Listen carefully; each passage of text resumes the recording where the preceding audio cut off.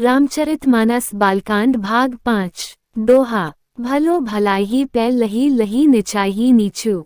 सुधा सराहिया अमृता गरल सराहिया मीचू। भला भलाई ही ग्रहण करता है और नीच नीचता को ही ग्रहण किए रहता है। अमृत की सराहना अमर करने में होती है और विष की मारने में। चौपाए। खल अधा अगुण साधु गुण गाहा। उभय अपार उदधि अवगाहा। तेहि ते कछु गुण दोष बखाने। संग्रह त्याग न बिनु पहचाने। दुष्टों के पापों और अवगुणों की और साधुओं के गुणों की कथाएं दोनों ही अपार और अथाह समुद्र हैं। इसी से कुछ गुण और दोषों का वर्णन किया गया है, क्योंकि बिना पहचाने उनका ग्रहण या त्याग नहीं हो सकता। भलियु पोच सब विधि उपजाए। गनि गुण दोष वेद बिलगाए। कहीं वेद इतिहास पुराना। विधि प्रपंचु गुण अवगुण साना।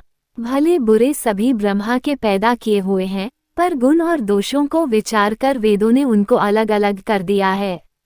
वेद, इतिहास और पुराण कहते हैं कि ब्रह्मा की यह सृष्टि गुण अवगुणों से सनी हुई है। दुख सुख पाप पुण्य दिन राति। साधु असाधु सुजाति कुजाति। दानव देव ऊंच अरु नीचू।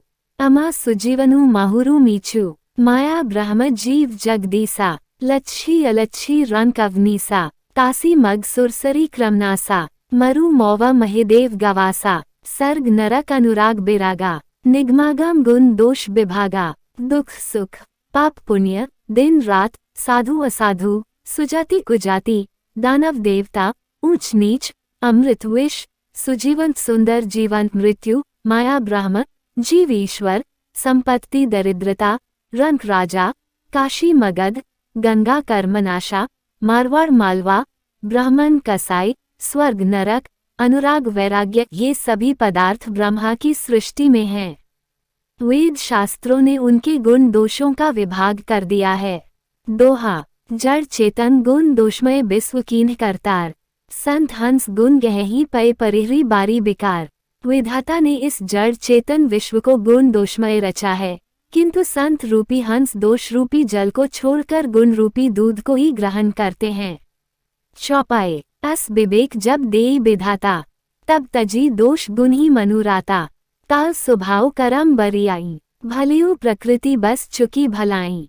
विधाता जब इस प्रकार का हंस का सा विवेक देते हैं, तब दोषों को छोड़कर मन गुणों में अनुरक्त होता है। ताल स्वभाव और कर्म की प्रबलता से भले लोग साधु भी माया के वश में होकर कभी कभी भलाई से चूक जाते हैं।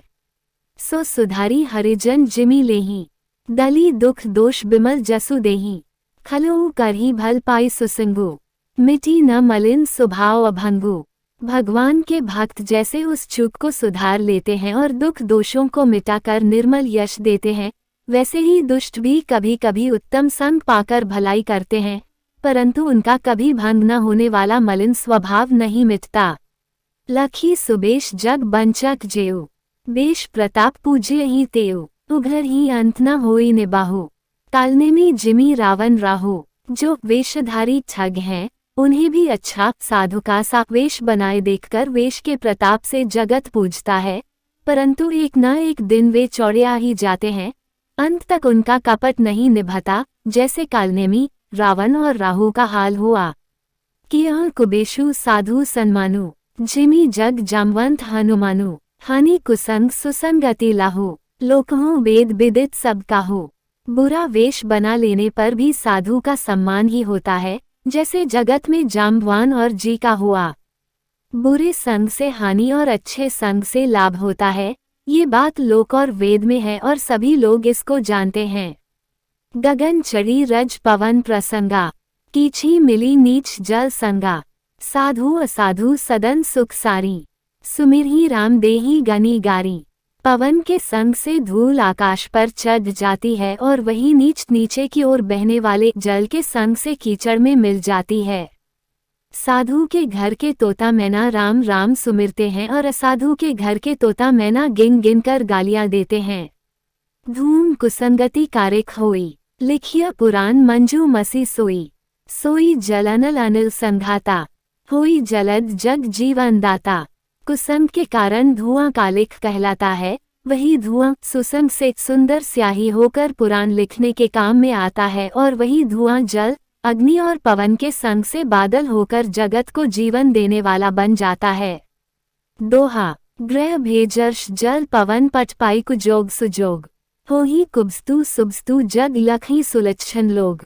ग्रह, औषधि, जल, वायु और वस्त्र ये सब भी कुसंग और सुसंग पाकर संसार में बुरे और भले पदार्थ हो जाते हैं।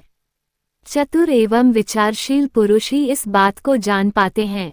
सम प्रकाश तम पाख दुहु नाम भेद विधि कीन है, ससी शोषक पोषक समुझी जग जस अपजस दीन है। महीने के दोनों पखवाड़ों में उजियाला और अंधेरा समान ही रहता है, परंतु विधाता ने इनके नाम में भेद कर दिया है। एक का नाम शुक्ल और दूसरे का नाम कृष्ण रख दिया। एक को चंद्रमा का बढ़ाने वाला और दूसरे को उसका घटाने वाला समझकर जगत ने एक को सुयश और दूसरे को अपयश दे दिया।